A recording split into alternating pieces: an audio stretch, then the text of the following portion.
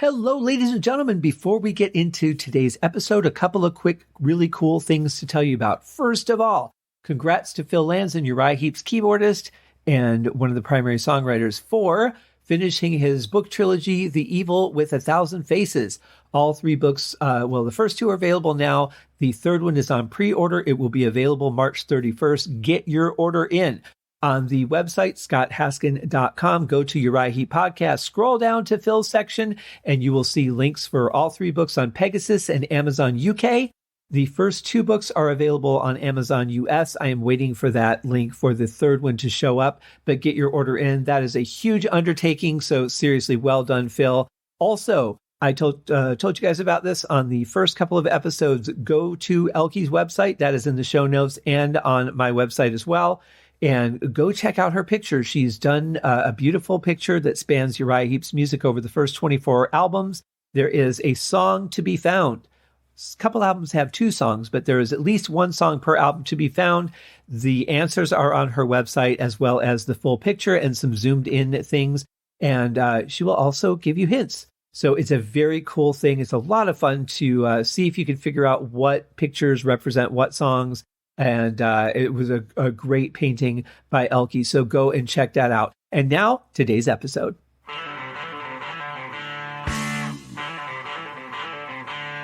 Welcome to Uriah Heep, the Magician's Podcast.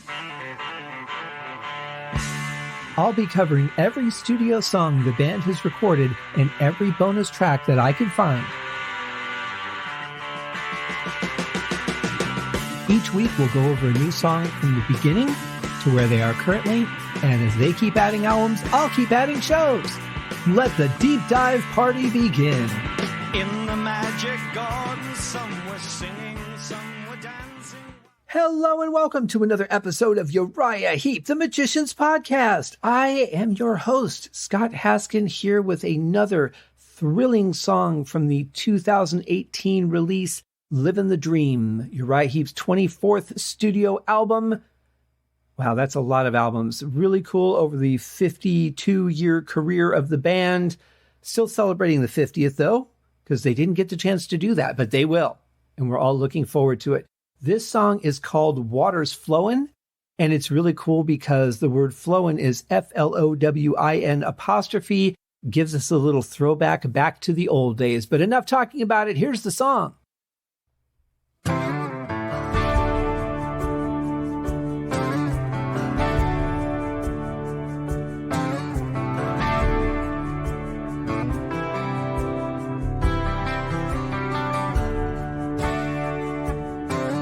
Well, I love this sound. I mean, it's really unique. It's not anything I've ever heard before.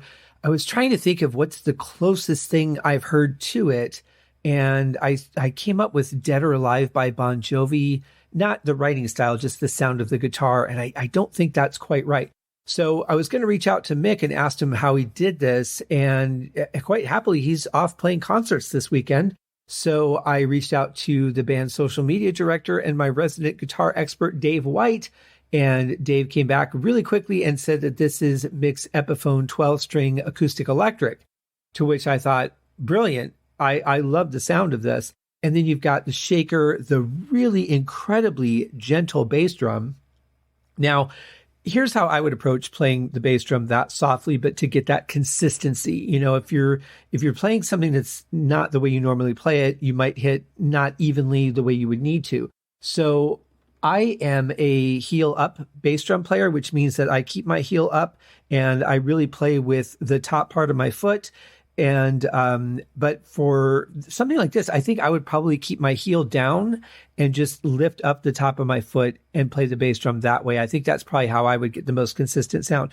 Don't know how Russell did it, but it is very consistent. And I like the sound of that with the shaker. I like that it's not punchy here. It's kind of dull. If it were punchy, this probably wouldn't work as well.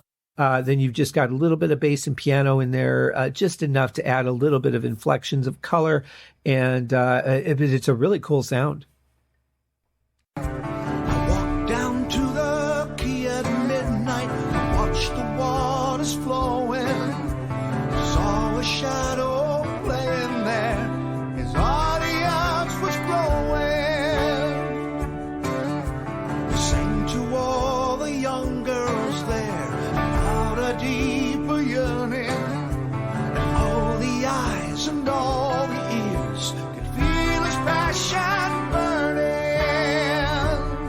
I often hate to make song comparisons, but this kind of feels a little bit like Tales to me from Magician's Birthday in the way of, I feel like we're sitting around a campfire. It's late at night. The only light we really have to see each other with is just the light from the fire itself. And we're just listening to Bernie sitting on a log telling us a story. Somebody busts out an acoustic guitar. Somebody else busts out a shaker. Somebody's thumping on a log or something. It just has that feel to me for this part of it anyway. I know it's going to change, but just for this opening part, that's what springs to mind. But I really like the sound of this. It's nice and flows really well. It's a very interesting riff. And before I forget again, I keep meaning to mention this, but on the episode that I did on Tuesday for Knocking at My Door, there is a video of Phil Lanzon talking about the song that's on YouTube. The link is in the show notes. So if you guys didn't catch that, please go back and check that out. It's really cool insight into the song from Phil. And keep forgetting. So there it is. But I'm only, it's only a couple of days ago. So it wasn't that long ago. I feel less bad about that, but I still feel bad I didn't mention it in the episode. I'll get by somehow.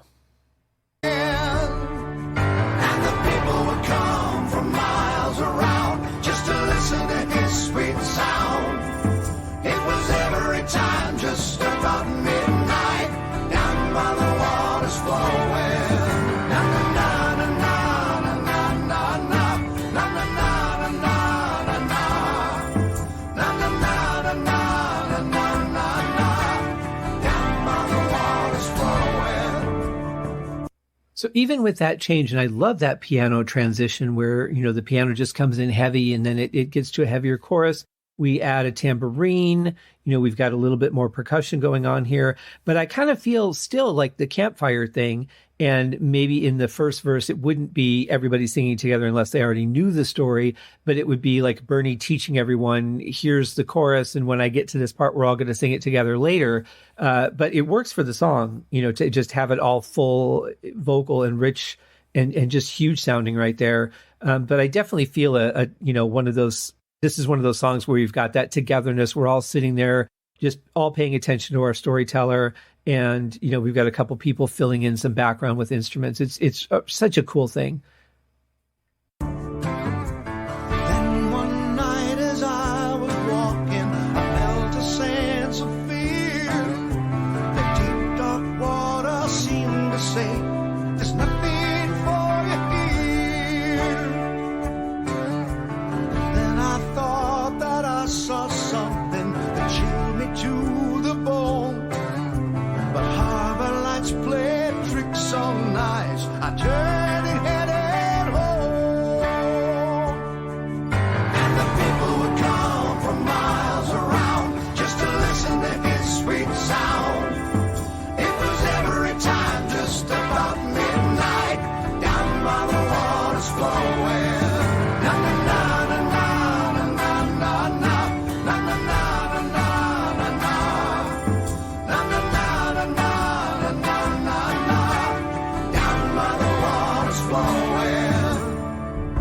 Well, I'll be honest, I could do without the second half of the chorus. And that's just me. I'm not a big fan of that. I wasn't a big fan of that in the 60s when there were a lot of, words being replaced by syllables like this. I think of songs like Hush, where the chorus is na, na, na, na, na, na, na, na, na, na. I've never really been a big fan of that myself. It's okay once in a while, and it's not like Heep has done this all over the place. I think if this were, let's say, a real campfire situation, like my vision of what I'm getting of the song, I think it would be fine there. Like if everyone's actually sitting there and singing together. But how would you do that if it wasn't in the song to begin with? You wouldn't. It just wouldn't be there. So, I mean, it makes sense. I've just never been a huge fan of that. I'm like, if you're not going to continue the story, then just put a different part there or just do half the chorus. It works on a musical standpoint. It keeps the flow of the song for sure. And, if the intent of this would be for people to get together and sing this song, then it would make sense why it would be in there. No one ever saw the man or heard him play again.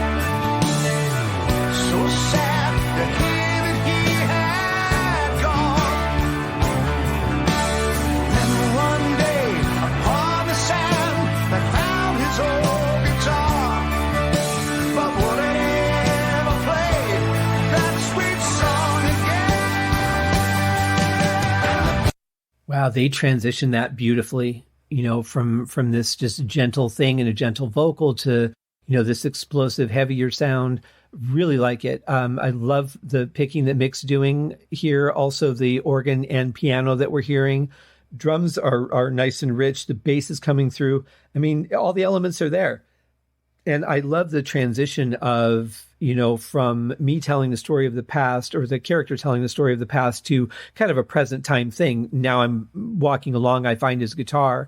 And, that always begs the question, I suppose. There's so many, as a musician and as somebody who's always looking for cool sounds to use in their music, I find so many of these, like guitarist tone setups where you can sound like Eddie Van Halen or you can sound like Tony Iommi or something like that. And it's all well and good to have their sound, but why would you want that? I mean, for one, you would want to create your own sound unless you're doing covers. But for two, just because you have their sound doesn't mean that you're going to be them or be able to play like them or compare on any other level other than sound.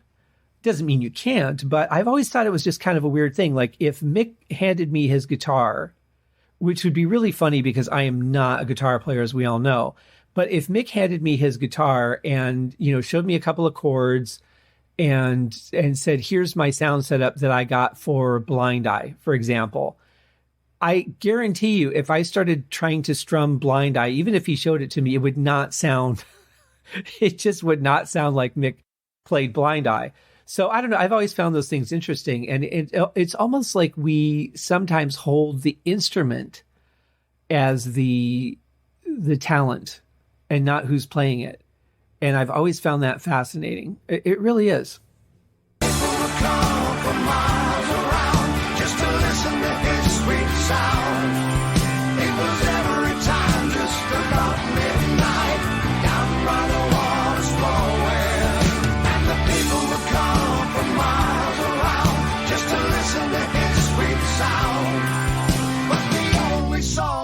Guitar would play was down by the water's flowing. Some really nice changes there, really unexpected. I love those rare moments where we just get to hear the vocals on their own and can really hear, some of the layers that are in there. I'm hearing a couple of different voices, but the sound of it is just so powerful on its own that it's amazing. You actually don't need music behind the vocals all the time for the vocals to make a statement and just for it to sound good sonically. But here we get that opportunity again to hear it, and it's just beautiful. But I love the idea of the music just stopping unexpectedly like that too, and letting the vocals shine through a little bit. Like I said, we don't get it often, so when we do, it's a real treat for me.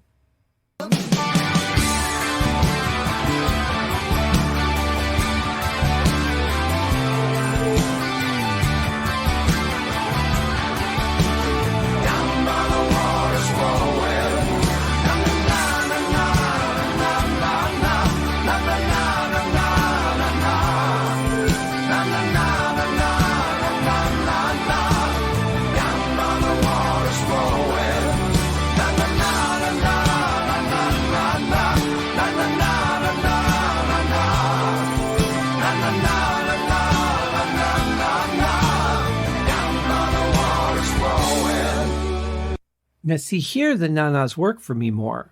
I think because by the end of it, I would imagine that everybody's kind of, more together. They're singing as a group or as a unit, thinking about the campfire scenario. And so it would make sense that now everybody's jumping in because those even that didn't know the story ahead of time are now, singing along with it because they've learned it. So that works more for me than it does in the beginning. I actually like it here. I like the strength of the music behind it. I think that probably helps as well, because there's more going on than there was on the first pass. But the song is just, I love the progression of it, how it started out very simple and now it's the full band sound, which sounds just amazing and cohesive and, very, very much together, arm in arm, I would say. Down by the water's flowing.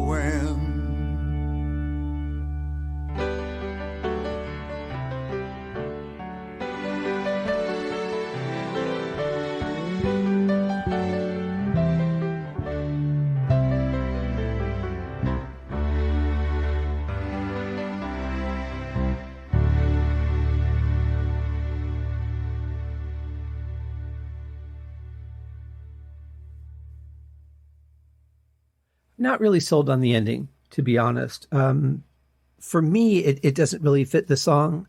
I don't think there was really enough. It just feels like it took a different direction, almost like it went back to kind of a theatrical type thing. And I don't really know that fit in. But then that's probably because of just that initial vision I had of the campfire thing, even though there was piano in it and you wouldn't just be dragging around a piano to campfires. Yeah, it just changed the feel a little bit too much for me, but it was very beautifully played. The piano and the bass there. I also meant to mention earlier, and you can especially hear it during the middle section, that Dave on bass was playing a little bit more mid-range than I would have expected, and that really worked for the song. And again, I didn't feel like I was missing anything in the bottom end of it, where you would normally have the bass filling that texture out. So a very cool song. Lots of changes, a great progression. A couple things I wasn't a huge fan of, but it's still a great song, and very powerful, especially in the vocal. You really feel that there's that story being told, which is fantastic. And another great song from Living the Dream. You can't go wrong with this album, I'm telling you. You just can't, but you probably know that, otherwise you wouldn't be here in the first place. And if you don't, well, now you do. Go check out the full album. Listen to the songs on their own without me yapping and see what you think. To me, this is such a strong album and such a strong effort from this band. And I like that they experimented a little bit. Like, this song is definitely different from the standard rock and different from the kind of stuff that we've heard, with the exception of the one song that I also felt had a little bit of that theatrical tone to it at one point. But yeah, great stuff. Great stuff. So I hope that you guys enjoyed the show. I hope that this carries you through your weekend with a smile on your face. Remember, please, to take a moment to do something for yourself and a moment to do something for someone else. God, it takes so little. It really does. You guys take care. Have a great weekend. We'll be back on Monday with more of Living the Dream. Cheers. Thank you for joining me on this episode of Uriah Heep, the Magician's Podcast.